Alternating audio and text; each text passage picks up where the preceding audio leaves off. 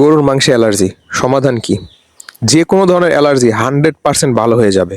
যদি কেউ এই ধরনের কথা বলে তাহলে বুঝবেন সে বাটপারি করতেছে, মিথ্যা কথা বলতেছে। অ্যালার্জি আসলে 100% নিরাময় করা সম্ভব না।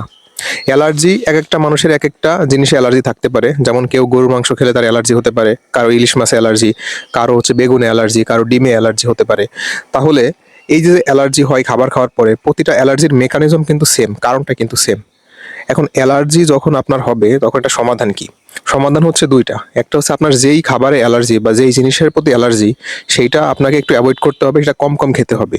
আর যখন আপনার অ্যালার্জি হবে তখন আপনাকে অ্যালার্জির ঔষধ খেতে হবে, অ্যান্টিহিস্টামিন খেতে হবে। অ্যালার্জি কোনোভাবেই 100% নিরাময় করা সম্ভব না।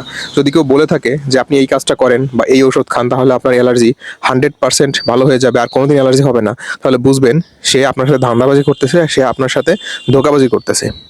ভিডিওটা ভালো লাগলে শেয়ার করে দিবেন, আমার আইডিতে ফলো দিয়ে রাখবেন।